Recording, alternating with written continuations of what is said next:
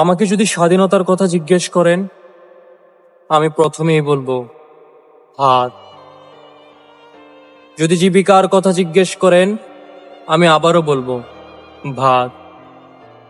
যদি মানুষ আর সভ্যতার কথা জিজ্ঞেস করেন, আমি বলবো পরম করুণাময় অশেষ দয়ালু মহান কৃষকের নামে শুধু।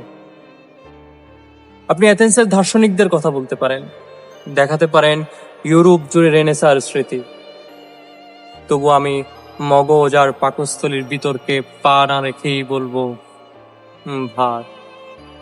যেহেতু মহামতি প্ল্যাটো, সক্রেটিস, বেন্সি আর দেকার্তে সকলেই পাকস্থলীতে পুষেছে মগজ, আর আর পৃথিবীর মাতৃভাষা আজও ক্ষুধা।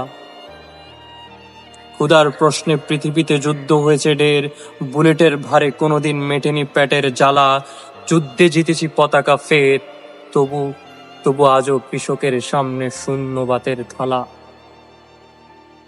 অতএব যতদিন ভাত দিতে পারছেন না, কিসের স্বাধীনতা, কিসের জিন্দাবাদ, ততদিন আমার সকল চিৎকার হবে ভাত। ততদিন আমার সিনেমার নাম হবে ভাত দে হারামজাদা। ততদিন আমার কবিতার নাম হবে ভাতের বুগুল। এস.এম. সুলতান ততদিন আঁকবেন পরিপুষ্ট ভাতের ছবি। আর যতদিন ভাত দিতে পারছেন না, আপনার পতাকা, আপনার পোস্ট কার্ড, সংবিধান সব ডাস্টবিনে ছুঁড়ে ফেলুন। তৃতীয় বিশ্বের জনপথে জ্বালানির বড়ই অভাব, দরিদ্র চুলোয় কিছু লাকড়ির খরচ বেঁচে যাবে।